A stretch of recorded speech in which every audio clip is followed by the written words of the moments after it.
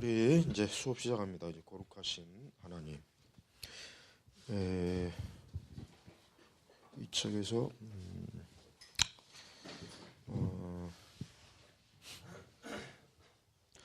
자, 거룩하신 하나님, 이제 현대 세계, 현대화 또 사람들이 이제 변화된 이 세상에서 당연히 사람들의 의식과 세계관도 이제 변화되고, 그런 가운데서 이제 교회는 거기에 따라 여러 영향이 주고받아요. 자, 우리 23페이지 좀 봅니다. 자, 좀 더 현대화 가정에 대한 그 과정을 좀 여기 정리해놓은, 아주 잘 일목요연하게 정리해놓은 게 있는데, 자, 현대화 가정은 주로 자본주의, 기술, 도시와 정보통신, 딱 요 네 가지의 일단 그 중요한 핵심 요소만 이제 알면은, 그러니까 결국 적어도 우리가 살아왔던 그 삶의 배경, 문화, 또 우리 세계가 지금 어떤 구조에서 돌아가는가 하는 것을 지금 여기서 잘 나와 있어요. 첫 번째는 이제 자본주의. 자본주의라고 하는 것은 근대 세계에 들어오면서부터 자본주의는 사실 그때 이제 들어왔다고 봐도 틀림없어요. 그러니까 예를 들면 영국의 산업혁명. 산업혁명은 사실 뭐야? 자본주의의 그 시초, 자본주의의 꽃이 피는 시기란 말이에요. 그러니까 자본주의는 이제 중세와 이제 딱 이렇게 이제 분리되는 시기죠. 그래서 근대 산업혁명 이후에 이제 자본주의가 들어오면서 이제는 어때요? 그 자본주의로 인해 가지고 단순히 어떤 자본주의만 그냥 문제가 아니라, 그로 인해서 이제 산업화, 기술, 그다음에 여기 보면은 이제 정치적으로 민주주의. 왜냐하면 자본이 활발하게 그 자본이 운영되기 위해서는 정치적으로 안정이 돼야 되고, 정치적으로 개방적이 돼야 되고, 정치적으로 어떻게 돼요? 이런 독재라든가 어떤 폐쇄적 그런 정치 구조, 또 더 이제 그런 건 뭐 이제 마치 중세식 왕정 이런 거. 이런 거는 이제 자본주의에는 굉장히 별로 이렇게 좋은 환경을 못 된단 말이에요. 그러니까 이 자본주의가 생김으로 말미암아 본격적으로 이제 이 세상은 여기 보니까 이제 뭐 제조, 생산, 소비 이런, 그다음에 이제 당연히 이제 그걸 통해서 이제 그 도시로 사람들이 모이고, 당연히 도시에 사람이 모이면 사람이 그 도시에서 살 수 있는 재반 여건이 형성이 돼야죠. 그러니까 이게 세금, 금융, 법률, 정보통신, 교통, 아주 뭐 종합적인 것들이 또 역시 발생하고 만들어야 되고, 그러니까 이런 것들이 그 이전의 근대 이전의 세계하고는 굉장히 다른 거예요. 지금도 전 세계 거의 95%가 뭐 도시, 5만 명 이상 되는 도시에 다 지금 거주한다 그러잖아요. 지금. 그러니까 결국은 이런 그 자본주의라고 하는 것은 굉장히 뭐라 그럴까? 아주 사람들로 하여금 집중. 그러니까 전에는 농사 지을 때는 굳이 사람들이 모일 필요는 없지. 각자 거기 땅에서 그냥 농사하고 거기 생산물을 먹고, 뭐 기껏 있어봐야 뭐 장터 그거 뭐 있어서 이제 뭐 3일장, 5일장 뭐 이렇게 해가지고 그 정도 수준이지만, 이 자본주의가 들어오면 이제 공장이 세워져서 대규모로 사람들이 거기에 투입돼서 생산하는, 그런 생산에 필요한 인력을 제공받아요. 그러면 이제 어쨌든 사람이 모임에 따라서 당연히 주택 문제 생기고, 그다음에 이제 또 범죄가 많이 생길 것이고, 범죄가 많이 생기면 당연히 법률을 정비해야 될 것이고, 도로, 하여튼 모든 것들이 다 지금 사실 그 과거와는 상당히 달라요. 자, 두 번째 이제 기술. 자, 기술은 진짜 이 기술이라고 하는 건 참 대단한 거죠. 대단한 거. 왜냐하면 이 기술의 발달이라고 하는 것은 우리가 사는 세계가 어때요? 우리가 사는 세계가 이 바퀴가 돌아가는 거예요. 바퀴가. 우리가 사는 세계가 정체된 세계가 되는 것이 아니라 뭐예요? 돌아가는 거예요. 그러니까 예전 20년, 30년 전에 세계하고 지금하고 세계는 전혀 다른 세계죠. 과거 뭐 20년 전만 해도 스마트폰도 없었고, 20년 전만 해도 뭐 지금과 같이 이렇게 인터넷 그런 환경도 역시 없었죠. 없었죠. 인터넷이 없었어요. 그러니까 이런 모든 이런 주변 환경의 배경이 변화하는 데 있어서 이 기술은 굉장히 중요한 원초적인 하나의 요소가 된단 말이에요. 그러니까 기술이 발달함으로 이제 거기에 따른 많은 부수적인 문화들이 막 생성이 되죠. 생성. 응? 만약에 컴퓨터가 없었다면은 지금 있는 문화 중에 얼마나 많은 문화들이 어때요? 사실 없는 문화죠. 없는. 그러나 컴퓨터가 생김으로 인터넷 생김으로 말미암아 거기에 따른 부수적인 문화들이 막 급속도로 막 생기잖아요. 기술. 세 번째 현대화는 이제 도시화. 여기 나와 있죠. 서양 국가에서는 94% 인구가 5만 명 이상의 도시에 생활한다. 사실 우리나라도 마찬가지죠. 우리나라는 더더군다나 국토가 좁고 도시 집중화가 굉장히 어때요? 굉장히 아주 뭐 급하죠. 그러니까 이런 뭐 지방이나 이런 중소도시 가보면은 뭐 별로 사람이 없잖아요. 그러나 이제 도시에는 막 사람들이 모여 있다. 이 도시화라고 하는 것은 이제 거기에 뭐 지금 여기는 일단 미국적인 상황은 뭐 미국이라고 하는 것은 모든 인종의 용광로라 그러죠. 전 세계 모든 인종들이 다 이 미국에 다 있다고 그러잖아요. 그러니까 이런 이민, 그다음에 이제 이민자들이 증가함으로 말미암아 각 민족, 문화, 관습, 언어, 종교 이런 막 그냥 이런 것들이 막 뒤섞이죠. 그러니까 이런 것들이 뒤섞임으로 말미암아 뭔가 다문화, 여기는 하지만 다문화 환경, 그다음에 이제 좀 더 포괄적인 세계주의, 다원주의, 그다음에 어쩔 수 없이 사람들끼리 부딪혀야 되기 때문에 상대방을 인정하지 않으면 서로 살 수 없는, 공존할 수 없는 세계라 어떤 상호간의 인정, 그다음에 이제 그런 생활 방식이 어느 정도 또 상호간의 뭐 이제 소통, 뭐 이런 것들. 그다음에 네 번째는 뭐예요? 가장 이제 아마 굉장히 중요한 건 정보통신, 인터넷, 그다음에 뭐 이런 컴퓨터, 뭐 스마트폰, IPTV, 뭐 이런 것들. 이런 정보통신은 이 세상 자체를 어떻게 해요? 하나의 그냥 여기 뭐 지구촌이라고 그러죠, 지구촌. 이 세계 자체를 그냥 하나의 그냥 한 블록 안에 있는 저 촌. 그러니까 사실 뭐 지금은 동시적이잖아요. 옛날에는 뭐 80년대만 해도 뭐 우리나라 같은 경우는 뭐 미국에서 어떤 일이 일어나면은 문화가 일어나면 한 10년 뒤에나 이제 우리나라에 온다니 막 그렇게 했는데 지금은 실시간으로 유튜브나 이런 거 그냥 실시간으로 사람들이 막 보기 때문에 사실은 뭐 지금은 뭐 정글에서도 뭐 미국이나 전 세계 뭐 어디나 다 그냥 그 상황을 신속하게 알 수 있는 그런 뉴스 제공 이런 것들이 지금 많이 있어요. 거기에 따라 이제 많은 부작용도 있겠고 전쟁도 있고 또 대중문화도 굉장히 많이 막 대중문화도 막 뒤섞이겠죠.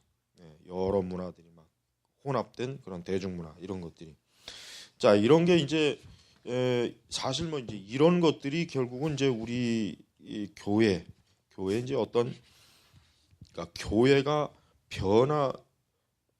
변화되는 데 있어서 이런 것들이 굉장히 아주 중요한 요소들이 된다는 것을 이제 우리가 알아야 돼요. 자, 이제 특별히 좀 더 이제 문화에 좀 집중한다면 이러한 것들이 생산해내는 문화는 사실 대중문화죠. 고급 문화가 아니라 모든 사람이 지위 계층, 뭐 신분 이런 것들을 다 초월하는 어떤 문화가 결국은 굉장히 빨리빨리 형성이 돼요. 그러나 이 대중문화는 굉장히 사실은 뭐 질이 떨어지죠. 수준이 떨어진다. 그러니까 대중문화는 대부분의 사람들이 공감을 얻어야 하는 거기 때문에 어렵거나 복잡하거나 그런 것을 요구하는 그런 게 없어요. 그런 고급 문화가 요구하는 그런 게 대중문화에는 없단 말이에요. 그러니까 이런 대중문화의 영향을 지금 사람들이 많이 받고 있고 그로 인해서 세속주의, 물질주의 이런 것들이 굉장히 발달이 되고 그러니까 이런 것들이 결국은 한 사람이나 인간을 평가할 때 좀 더 과거에는 인간을 평가할 때 인간의 좀 그러니까 사람을 평가할 때 그 사람의 인격 또 그 사람의 어떤 정체성 그 사람의 어떤 가문 그 사람이 생각하고 있는 어떤 나름대로의 그 철학 인생관 이런 것들을 중요하게 여겼지만 지금은 그게 중요한 게 아니라 얼마나 돈을 많이 버느냐 얼마나 많은 육신의 정말 그 것들을 많이 갖고 있는 소유하고 얼마나 많은 걸 소유하고 있느냐 얼마나 많은 힘을 권력을 갖고 있느냐 이게 중요한 거예요. 그래서 우리 그리스도인들도 역시 이런 부분에 있어서 역시 영향을 받죠. 그러니까 교회도 본질적으로 교회는 하나님과의 그 관계성인데 사실 많은 교회도 그리스도인들이 그걸 말로는 최우선이라고 여기지만 실제는 뭐예요? 그거는 어떻게 보면 두 번째, 세 번째로 밀려나 있어요. 그래서 사실 많은 교회조차도 이러한 세속적인 그런데 많이 지금 빠져 있어요. 그리고 사람들이 그 시선이 전부 다 어디로 향합니까? 이 세상으로 향하는 거예요. 그러니까 과거 옛날에는 그래도 웬만한 사람들은 뭔가 인생의 의미를 찾고 뭔가 인생의 그 깊은 뜻과 원리 뭐 이런 걸 찾지만 지금은 오직 텔레비전에서 뭘 재밌게 볼까? 이게 최고의 목적이에요. 텔레비전에서 뭘 재밌게 볼 수 있을까? 오늘은 뭐 재밌는 게 뭐 없나? 오늘은 뭐 좀 신나게 놀 거 없나? 대부분의 나이 든 사람도 똑같아요. 옛날에는 그래도 나이가 한 40대 들면 벌써 벌써 이미 늙었다고 취급받았다. 40만 돼도 벌써 이미 늙은 거. 그래가지고 뭔가 좀 인생을 좀 더 깊이 있게 보는데 지금은 이제 40대도 그저 옛날에 그저 한 30대, 지금 20대는 옛날 10대만도 못해. 지금 한 50대, 60대도 예전에 40대보다도 못해. 그러니까 뭐라 그럴까 이제 사람들이 어떤 인생을 깊이 보는 관점이 사라진 거야. 그러니까 가볍게 뭐든지 가볍게 재미있게 재미있고 이제 그게 이제 인생의 거의 뭐 주 초점이 돼버려. 우리 그리스도인들은 그런 세속주의에 우리가 물들면 우리도 역시 어떻게 됩니까? 하나님이나 하나님 나라는 별 소용이 없어요.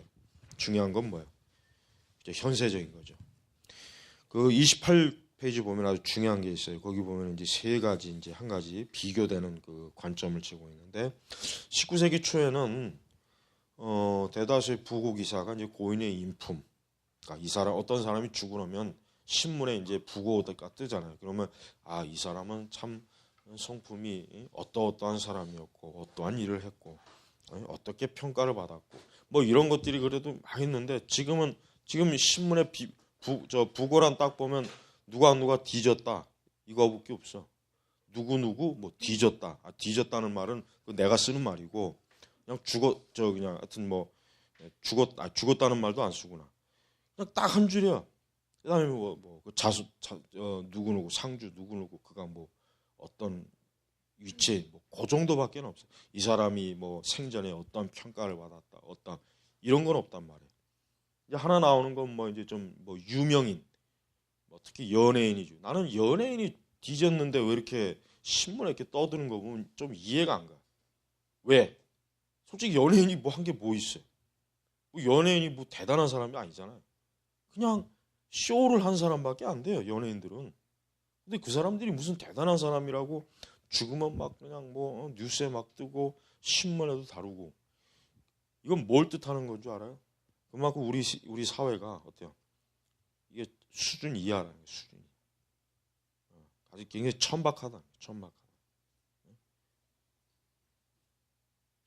그러니까 이런 어떤 인품이나 그런 것들을 평가하는 그런 부고가 과거 19세기 초에는 굉장히 참 많았는데 거의 대부분 19세기 말에 들면서 이제 서서히 이제 사라진다는 거예요. 그다음에 중요한 게 있어요. 이번에 보면은 이거는 이제 미국적인 상황이니까 좀 우리가 봐야 돼요. 대다수의 부고 기사가 종교적인 표현, 특히 기독교. 예를 들면 거의 대부분 어느 교회에서 이 사람의 장례 예배를 드린다. 어떤 그러니까 이런 대부분이 이 사람이 신앙이 뭐고 어느 교회 출석했고 이런 게 그 부고기사에 이렇게 딱 들어가는데 지금은 이제 뭐예요? 20세기 초에 접어들면서 이제 그런 편이 완전히 자체를 감춘다는 거예요. 이건 뭘 의미하냐? 그만큼 미국 사회도 어때요? 20세기 초에 들어와서 세속주의에 굉장히 많이 노출이 됐다는 거예요. 그러다 보니까 이 사람이 기독교인지 아닌지 이제 그런 관심이 없는 거예요. 전에는 그게 굉장히 중요했지만 지금 그게 중요하지 않는 거예요. 그러니까 기독교적인 세계관이 쇠퇴, 별 의미가 없어진다. 이런 거예요. 자, 그다음에 이제 세 번째는 19세기 초에 발표된 전형적인 부고기사는 고인의 사회생활을 간략하게 언급했다. 그런데 이제 1810년에서 1830년 사이에는 급격히 감소, 1990년에 완전히 사라졌다. 이것은 미국 문화가 사회와의 유대감을 점점 가치를 부여하지 않게 되었다는 사실을 보여준다. 자, 이걸 우리가 이제 이 세 가지를 이제 볼 때 뭘 이제 볼 수 있냐면은 그만큼 이 현대화라고 하는 것은 인간 자신이 뭐예요? 인간 자신이 자기의 존재 목적을 잃어버린 거예요. 인간이 적어도 짐승하고 다른 게 뭐예요? 짐승하고 다른 게 뭐예요? 인간이 적어도 어쨌든 그 사람이 이 말 그대로 일생을 살았다면 어떠한 업적, 그 사람이 어떠한 사람이냐, 무엇을 했느냐, 어떠한 면에서 잘못했느냐, 뭐 이런 것들이 그래도 누구라도 다 남을 텐데 이젠 그런 게 전혀 관심이 대상이 되지 않는 거예요. 전혀. 그런 게 관심이 대상이 되는 세상은 이미 벌써 오래전에 지나간 거예요. 그냥 인간이라고 하는 것은 그냥 별 의미 없이 이 세상이라고 하는 거대한 기계가 돌아가는데 그저 소모품으로 쓰이다가 그저 그 소모품이 이제 어때요? 기능이 닿으면 그냥 빼버리고 다른 거로 교체하는 인간을 하나 이 세계라고 하는 기계의 부속품으로 해요. 부속품, 전형적인 부속품이에요. 이게 다 뭐예요? 이게 바로 현대화가 낳은 하나의 모습이란 말이에요. 우리가 교회가 이제 그런 면에서 이제 교회는 아주 뭐라 그럴까? 교회는 그런 면에서 아주 좀 사람을 어떻게 됩니까? 사실 교회는 사람을 소중하게 여기죠. 기독교적인 관점에서는 인간은 사실 소중해요. 절대 기독교는 인간을 이렇게 뭐 폐품 취급하진 않아요. 다른 종교는 모르겠어. 다른 종교는 뭐 인간을 그렇게 존귀하게 여긴다는 생각은 안 들어요. 그러나 기독교는 확실히 아니에요. 기독교는 사람을 굉장히 존중해주는 그런 종교, 유일한 종교. 다른 종교는 그런 존중심이 없어요. 그러니까 사실은 엄밀히 얘기해서 휴머니즘도 기독교에서 나온 것이지 다른 이방 종교나 세속주에서 나온 게 아니에요. 원래는.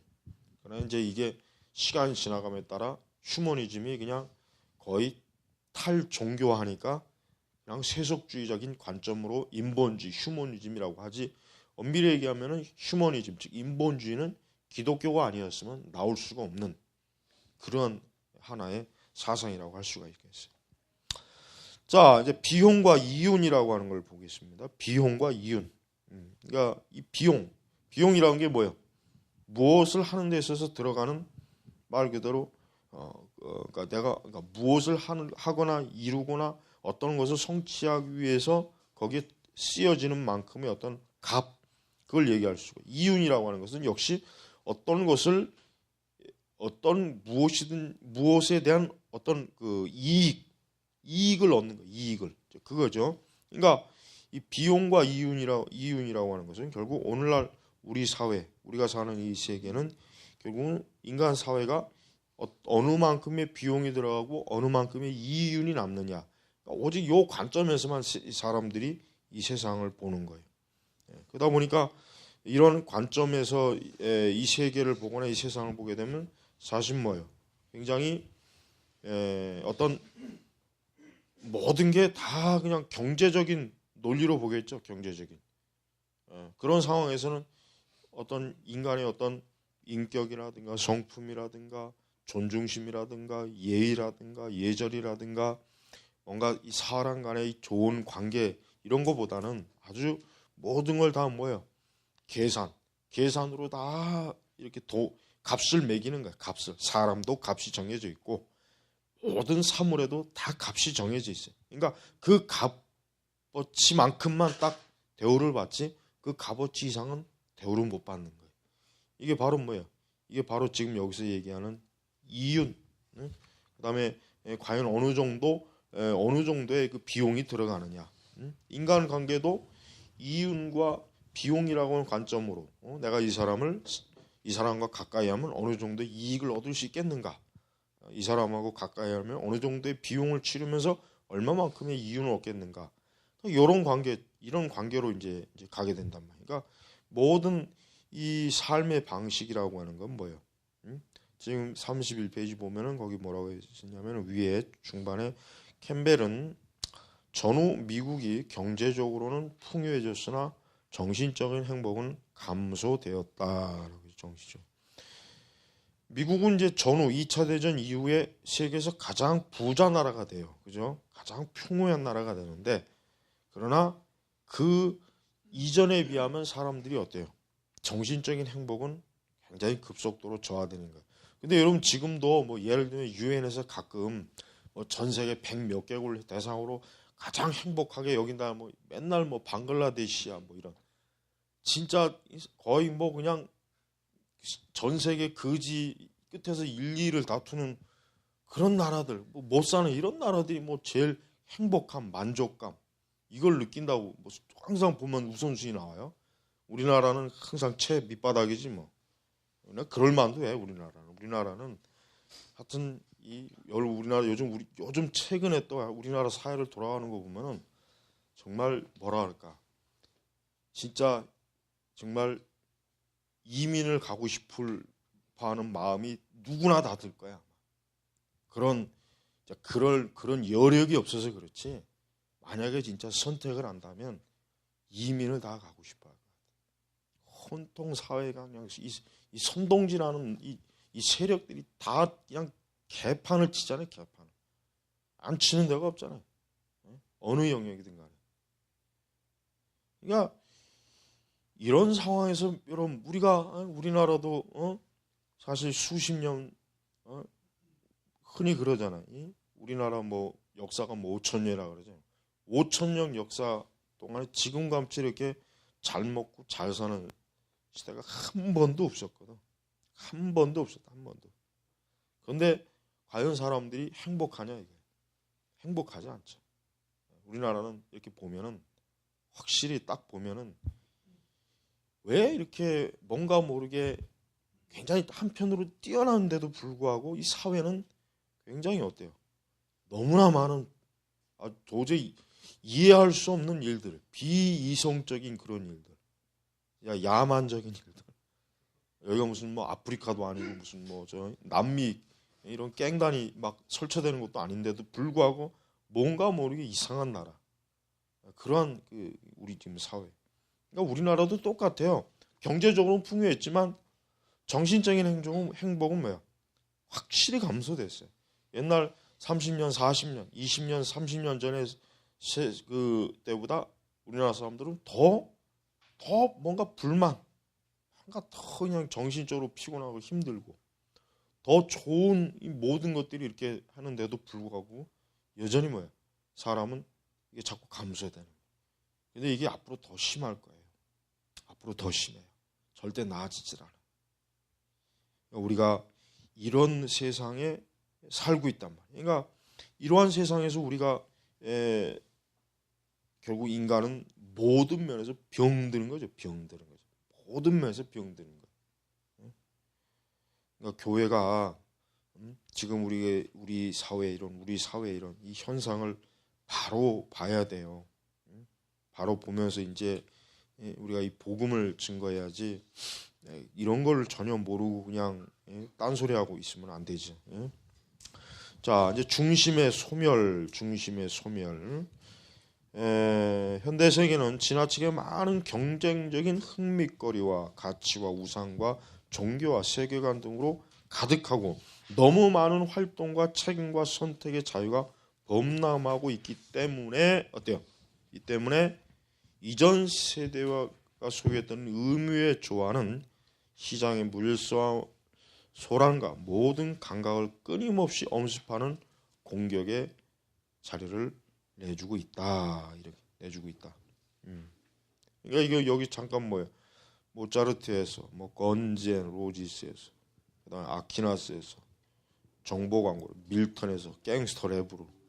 그러니까 이게 어떤 그러니까 너무나 많은 다양성, 너무나 많은 이 다양성이 어때요? 중심이 어디냐라는 것을 사람들이 놓치고 있다는 거죠.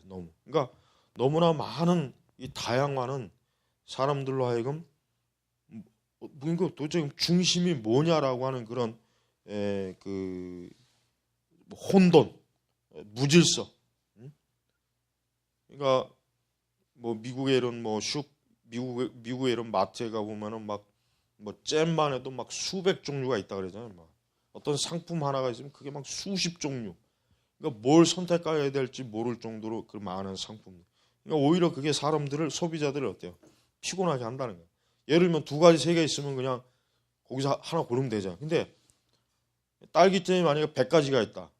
뭘 거기서 골라 먹어야 될지 사람들이 더 그게 행복한 게 아니라 오히려 사람들을 더 불행하게 피곤하게 만드는 거예요. 피곤하게. 그러니까 이 가난한 나라, 가난한 사람들이 오히려 부자보다 어떻게 보면 정신적으로 행복감은 더 많이 누려요. 실제로. 왜냐? 그들에게는 별다른 선택할 수 있는 그게 없잖아. 여력이 없잖아. 이제 있으면 있는 대로, 없으면 없는 대로 살아야 되는데 부자들은, 돈 많은 사람들은 자기가 무한정 선택할 수 있거든. 그러니까 이걸 선택해야 될지 저걸 선택해야 될지. 예를 들면 뭐 가난한 사람은 뭐 1년에 어디 한번 뭐 여행 가기 힘들잖아. 그러나 부자는 뭐 해외로 가볼까 아니면 국내 어디 가볼까 뭐 해외는 또 유럽으로 가볼까 미국으로 가볼까 또 피곤하게 하는 거예요 사실은. 그러다 보니까 뭐예요? 삶의 중심이 사라지는 거예요. 그러니까 경제적으로 풍요하면은 사실은 단점이 뭐냐? 사람들은 물론 경제적으로 가난한 게 좋은 건 아니에요. 절대 그건 좋다고 얘기하면 안 돼. 인간이 가난한 건 절대 그건 좋다고 볼 수 없어. 그러나 이상하게도 부자가 돼도 역시 인간이 썩 행복하다라는 생각을 공통적으로 거의 안 해요. 성공한 사람들 얘기를 봐요. 성공한 사람들 딱 얘기를 들어보면은 그래도 자기가 가장 어려웠을 때 그때가 참 행복했다는 말을 많이 해. 그러나 사실 그때가 좋을 때는 아니죠. 엄밀히 얘기해서. 그때로 다시 돌아가라면 아마 싫어할 거예요. 그럼에도 불구하고 대다수 그 성공한 사람들 보면은 그 어려웠을 때 뭔가 그때 그런 것들이 자꾸 이게 마음속에서 이게 솟아나온 거예요. 그러니까 우리는 이런 그 세상이 결국 우리 인간 자신, 우리 주변 이런 모든 것들을 어때요? 중심이 뭐냐라는 것을 잘 찾지 못하고 그냥 계속 헤매는 거예요. 이렇게도 해보고 저렇게도 해보고 그러다 지치는 거죠. 그래서 왜 뭐라 했습니까? 오늘날 우리는 모든 것을 가질 수 있으나 어떤 것도 더 이상 아무런 의미를 갖지 못한다. 그러니까 사람이 아무리 풍족해도 의미가 없으면 어떤 삶의 의미가 없으면 어때요? 사람은 그건 이미 죽은 거나 마찬가지잖아요. 그러니까 사람이 삶의 의욕을 상실이 되면 그때는 이미 그 사람이 죽은 거예요. 삶의 의욕이 상실이 된다. 상실. 그러니까 더 이상 뭘 하고 싶다. 뭘 바라는 것도 없고 그냥 무기력해지고 이렇게 가만히 쳐져 있는 거. 그래서 삶의 의미를 목적을 잃어버린 거란 말이에요. 그래서 우리에게 가능해 보이는 최상의 일은 개인의 생필품 명세서를 작성한 후에 그것을 가지고 사람, 제품, 기회를 잘 조화시키도록 하는 것이다. 자아가 삶의 재판관이 되는 심리적인 쾌락주의가 자아를 파멸시킨다는 사실은 아이러니가 아닐 수 없다. 우리는 다른 삶에게 속을 뿐만 아니라 스스로 속인다. 그러는 사이에 우리는 삶의 참된 의미를 부여하는 유일한 원천인 초월자에게서 관심을 완전히 소멸시키는 대가를 지불한다. 하나님, 초자연 현상, 도덕적 절대, 개념 등은 그러니까 오늘날 우리가 사는 현대적이고 세속화된 세계에서 낯선 대상이다. 낯선 대상. 그렇죠? 수많은 어떤 선택의 뭐 어떤 기회, 많은 눈에 보이는 현대화, 이런 복잡한 이 막 복잡하게 돌아가는 사회 질서, 어떤 중심을 알 수 없는 사람들의 삶, 이런 삶에 있어서는 지금 여기서 말하는 초자연, 하나님, 뭐 절대적인 도덕, 이게 뭐 사람들로서는 이거를 완전히 놓쳐버립니다. 예. 그러니까 이 세상이 분명히 사람들이 뭔가 각자 자리를 다 차지하고 있지만 실제로 이 세상이 사람들이 주인이라고 하기는 어려운 세상이 지금 우리가 사는 세상인 거예요. 예. 그래서 하나님과 그분의 진리의 중요성을 부여하고 공공장소에 얘기해야 되는 세상이 그렇지 않은 세상으로 변화된 것은 하루아침에 일어난 현상이 아니다.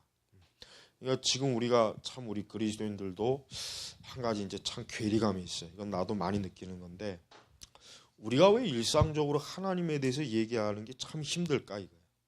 우리가 교회 다니는 우리들도 왠지 모르게 모든 걸 하나님과의 관계적인 관점에서 일상의 모든 걸 이렇게 얘기하는 것을 왜 자연스러워하지 못해요.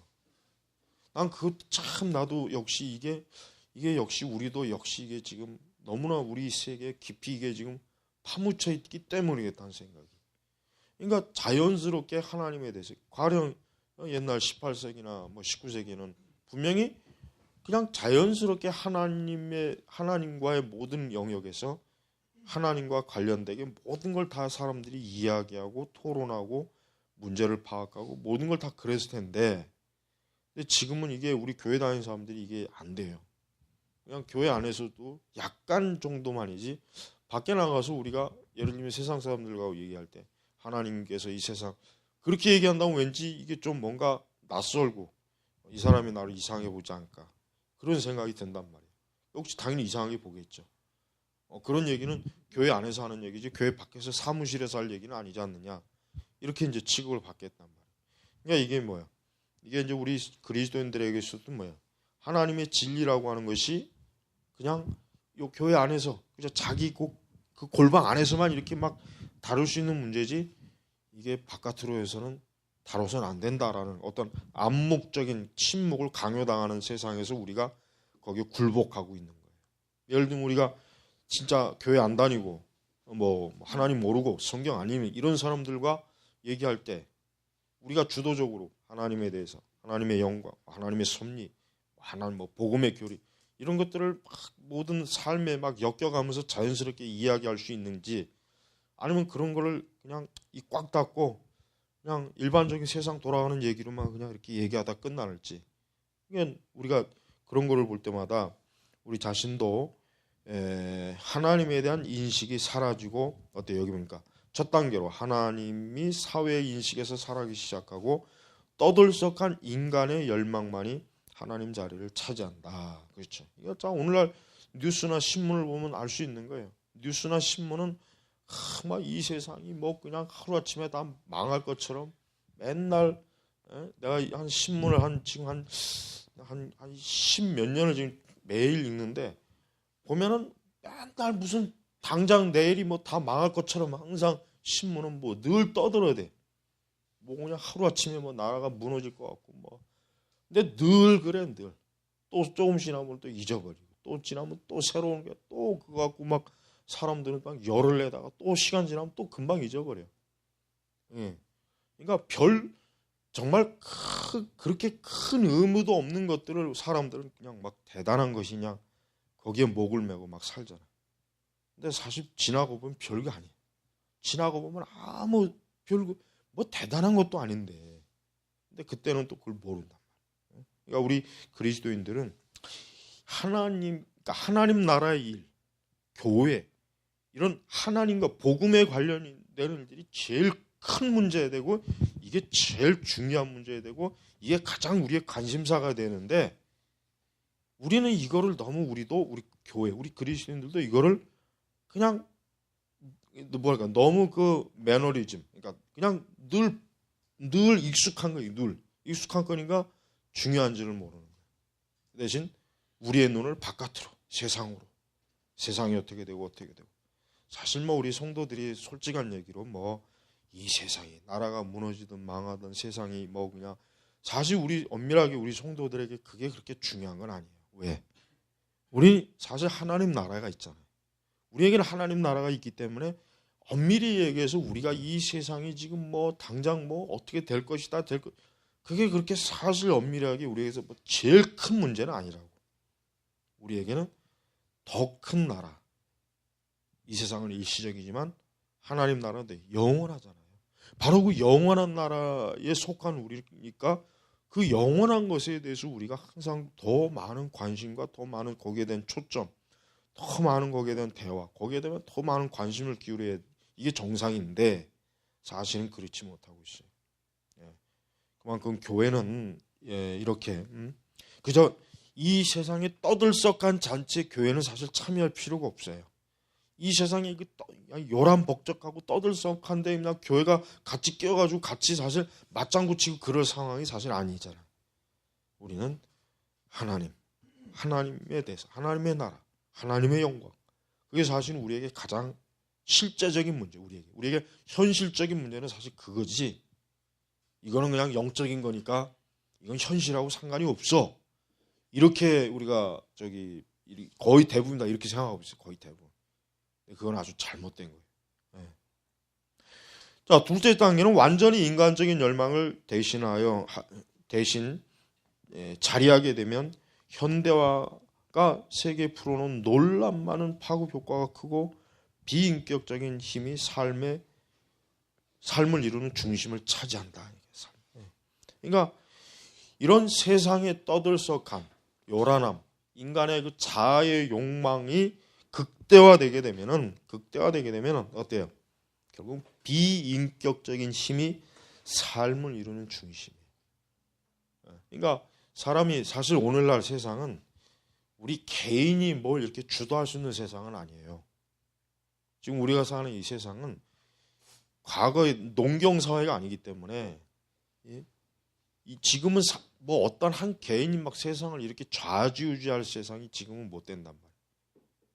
마치 거의 대부분의 사람들은 그거를 거의 다 인식해요. 웬만큼 이 세상을 살아보면은 내 혼자서 뭘 이렇게 저렇게 한다고 해서 될 세상이 아니라는 거는 대부분의 사람들이 세상을 살아보면 금방 알게 되는 사실이에요. 그러다 보니까 어때요? 사람들이 어떤 인격적인 그런 관계성보다는 그냥 마치 기계가 돌아가는데 나 자신이 그냥 하나의 부속품이고 참여자가 되는 거예요. 그러니까 그런 비인격화된 그런 구조 속에서 우리 자신도 역시 우리 인격체인 우리 사람이 비인격화되는 그런 아주 어려운 과정을 지금 겪고 있다는 거예요. 자, 그렇게 즉 우리가 이제 주인의 자리에서 우리를 주인의 자리에서 쫓아냄으로써 피조물이 하나님 자리를 차지하고 하나님을 세계에서 추방시킨 태초의 혼란을 재현하고 있다. 결국 우리도 이런 변화를 통해 자신의 중심을 잃어버렸다. 자, 엘리엇이 시에서 묘사한 속빈 봉제 인형처럼 권위가 없는 탓에 외양과 이미지만으로도 충분하다.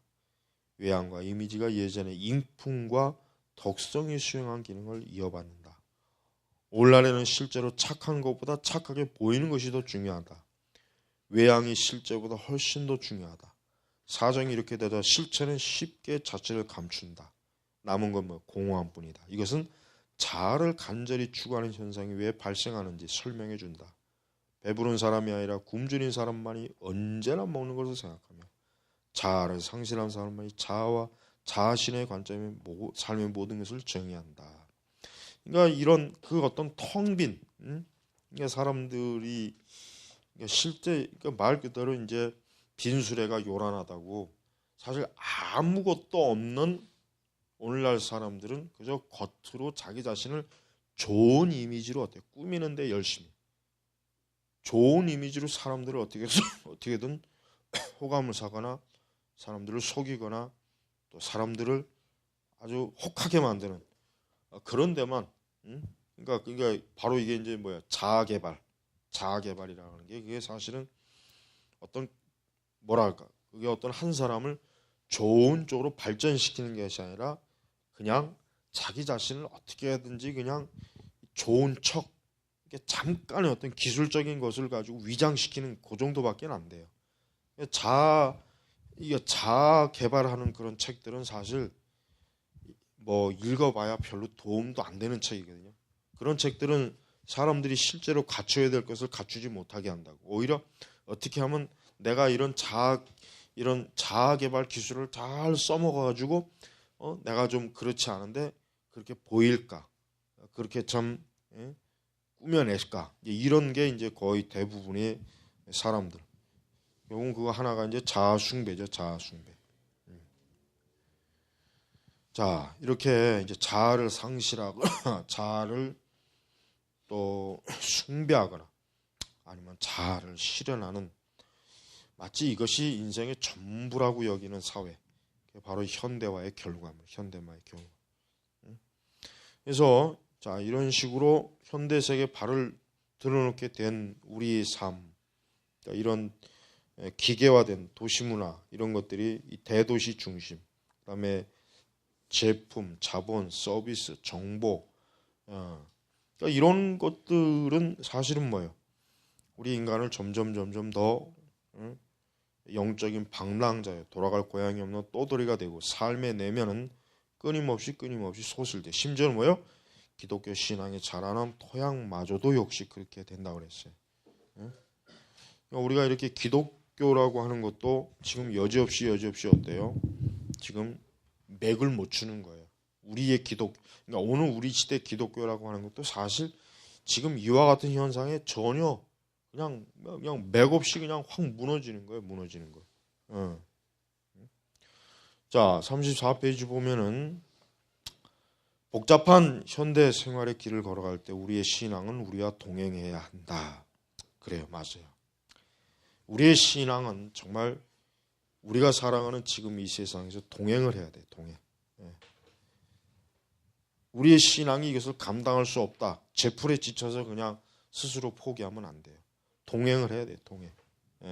우리는 우리의 신앙은 우리와 함께 해야 된다. 신앙은 개인이 그러니까 사적 영역과 공적 영역, 온갖 노력으로 꾸며가는데 여념이 없는 가정과 시시콜콜한 간섭하는 회사, 개인 관계 영역, 직업 관계 영역, 우리가 중시하는 친구나 가족, 친밀한 공동체, 대수롭지 않게 여기는 대규모 간로 체제의 황무지간에 벌어진 격차를 해소해야 된다. 그러니까 우리의 신앙으로 이제 그런 것들을 해소해야 된다. 이제 이렇게 얘기하는 거예요.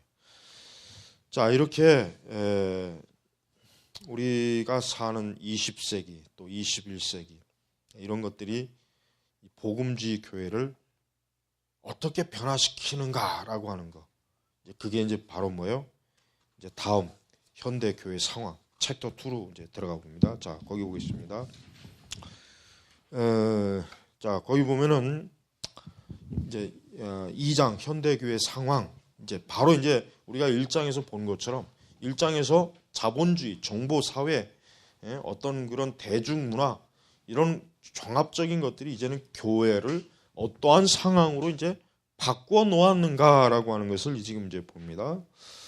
자, 20세기 미국 문화는 종교에 호의를 베푸는 일에 지나치게 인색했다. 자비로우나 성마른 왕과 같이 미국 문화는 대받기 위해 베풀고 축복을 빌면서도 불평을 쏟아낼 뿐이다. 종교에 머문다는 사람들도 바람 부는 대로 자기 일을 계획했고 찬성의 온풍에 몸을 녹이고 반대 찬반을 피하려고 어색하게 종종 걸음치는 자신의 모습을 발견한다. 40년 전만 해도 기독교 신앙이 안팎으로 교통을 겪을 것이라든지 자유주의 교회가 장차 인심을 잃을 것이라든지 백악관을 장악하는 정치가들이 언젠가 보수적인 교인들의 표를 어찌하면 안 된다고 느끼는 사람이 있다면 아마 미쳤다고 손가락질을 받았을 것이다. 하지만 그런 일은 현실로 나타났다. 기존의 주류교단에서 형성되어 구자유주의 신학의 맹공을 경험한 미국 개신교회는 1960년대 이후 다소 느슨하게 결성된 교단의 형태를 갖고 더 보수적인 신앙으로 무장해서 곳곳에 산재한 산하기구를 거르는 비교적 자유롭게 운영되는 또 다른 교회 체제의 자리를 양보할 수 없다. 이제 서서히 이제 그러니까 쉽게 얘기하면 이제 주류 기독교가 이제 주류 기독교가 이제 1920년대에서 1960년대까지 미국의 주류 기독교는 자유주의였단 말이에요. 그게 한참 이제 거의 뭐 미국의 기독교를 거의 다 이제 휩쓸다시피 하다가 이제는 바로 복음주의, 그러니까 흔히 얘기해서 신복음주의라고 하는 그 세력들이 이제는 서서히 급부상하는 거예요. 그걸 잠깐 설명하는 거예요.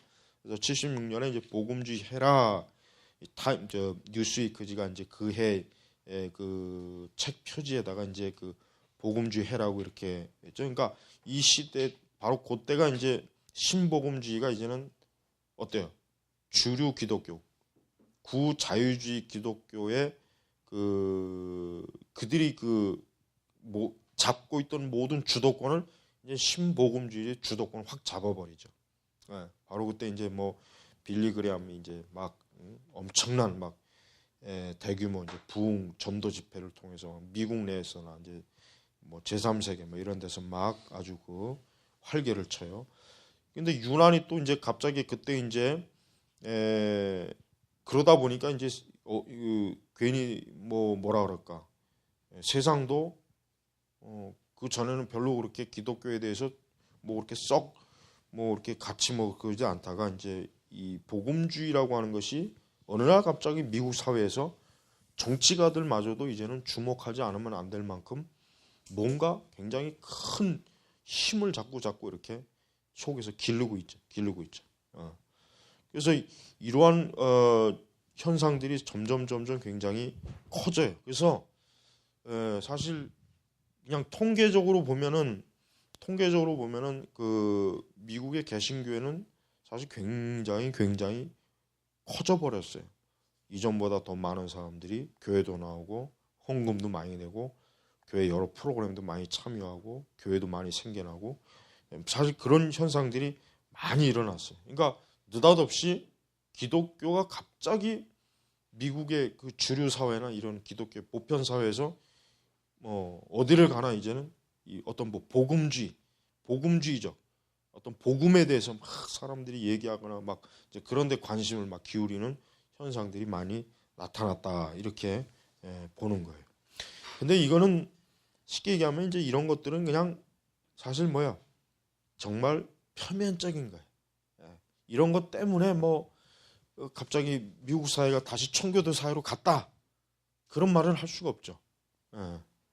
더 많은 그냥 명목상 어쨌든 나는 예수님을 믿습니다, 나는 복음을 믿고 거듭났습니다, 막 이런 사람들이 더 많아졌지만 그렇다고 해서 하루아침에 거기가 청교도 사회 시대로 돌아간 건 전혀 아니에요.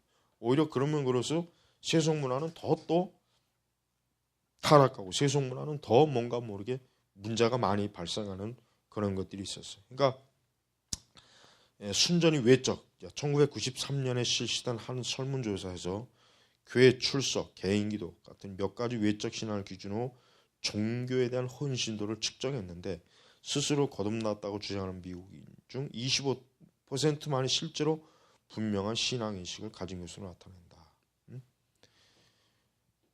그러니까 아주 많은 사람들이 어느 날 갑자기 복음주의 교회로 막 밀려오기는 했는데 정작 거기서 극히 일부분만이 진짜 참되는 헌신자이지 나머지 거의 지금 뭐 한 75%는 그냥 뭐 껍데기라는 껍데기. 그러니까 이 사람들은 왠지 모르게 그 복음주의 불길에 그냥 같이 그냥 끌려 들어온 거야, 자기도 모르는 사이에. 그러니까 이런 교회의 이런 표면적인 모습은 잠깐 동안에 그저 전성기라고 이렇게 보여줄 수 있지만 사실은 뭐예요? 그거는 그 41페이지 보면은 거기 보면은 지난 20년 동안 복음주의자들이 따뜻한 햇살을 만끽한 전성기는 이제 막을 내렸다. 요 책이 나온 그 시점이 이제 1990년도 초반 시점인데, 그러니까 1976년을 기점으로 86, 93, 4, 5, 3, 4 그 시점을 기준으로 해보니까 한 20년 동안 이제 뭐야, 그런 외형적 그냥 막 시끌벅적한 기독교의 포장이었대요. 이제는 막을 내렸다. 햇살이 그렇게 화창해 비춘 적도 사실상 없었거냐. 설령 그렇더라도 복음주의자들은 자유주의자를 만큼이나 쉽게 그 따사로움에 현혹되어 타락했을 것이다. 이렇게 문하는 주기도 빼앗기도 한다. 그러니까 76년에 복음주의 해라고 세속 언론에서 박수를 치고 이제는 새로운 복음주의자들이 등장한다고 막 여기저기서 박수를 치고 환호했지만, 그러나 그것은 잠깐 그저 쥐구멍에 햇빛 잠깐 드는 정도밖에 안 됐던 거예요. 그냥 잠깐의 그저 그냥 뻥튀기 하듯이 갑자기 팍 튀긴 거에 막 취한 거죠. 그런데 이제는 그 모든 것들이 그냥 서서히 이제 스며지는 거예요. 그러면서 이제 41조 교훈 세속화된 자유주의 교회 몰락. 우선 이게 세속화된 자유주의 교회 몰락이라는 이 제목을 이제 우리가 보면 하겠지만은, 사실 자유주의 교회가 사실은 정말 말 그대로 주류 기독교로 미국 사회에서 굉장히 참 1930년대 이후로 정말 거의 대부분의 교단, 교회, 교파, 기독교 언론 기관은 이 자유주의자들이 사실은 다 점령을 했죠. 그래서 사실은 뭐 이제 이 자유주의자들은 굉장히 이제 자신감을 가졌지. 이제는 이제 보수적인 그런 옛 근본주의적인 기독교는 이제 물러가고 죽었고 무덤에 우리가 파묻었고, 이제는 우리가 기독교를 주도한다라는 이런 그 엄청난 그 망상에 많이 빠지긴 했지만, 사실 자유주의도 비참하게 몰락했어요. 자유주의는 왜요? 가면 갈수록 점점 어때요? 그 자유주의 안에서 신앙으로 부흥을, 그러니까 영원히 영적 갱신이나 영적 부흥이 일어나질 않아요. 그러니까 계속해서 어때요? 영향력이 줄어드는 거예요. 교회도 줄어들고, 그다음에 교단도 줄어들고, 자꾸 어때? 그들이 가지고 있던 모든 것들을 잡을 힘을 놓쳐버리게 돼. 이 주류 기독교 자유주의가. 그러니까 완전히 이런 자유주의가 이제 완전히 해가 지무는 그 시점부터 이제 우리가 흔히 이제 이 신복음주의라고 하는 세력들이 어때요? 이제 이 자유주의를 밀어내는 그러한 힘을 쌓게 돼. 그러니까 이 힘이 왜 힘이 되었냐면, 자유주의가 힘을 못 길러요. 자유주의는 가면 갈수록 쇠퇴가 돼. 한때는 뭔가 새로운 기독교, 뭔가 새로운 이전에 이젠 전통적인 기독교가 아니라 현대 문화와 우리와 함께 발자취를 걷는 새로운 참신한 기독교라고 박수를 했는데, 이건 완전히 말라 비틀어진 해골짝이에요. 아무것도 없어. 사람들이 점점 이 자유주의 이 교회 환상에 대해서 이제 눈을 떠나버리는 거예요.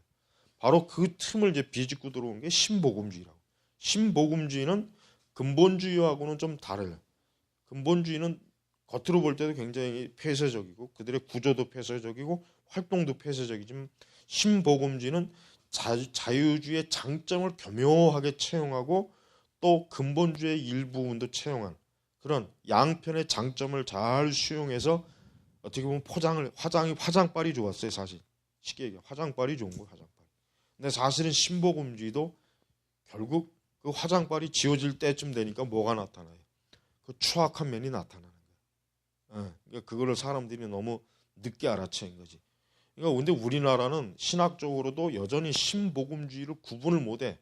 신학자들도 하도 멍청한 놈들이 많아가지고 여전히 우리나라 교회를 복음주의로 규정하는 인간들이 많아요.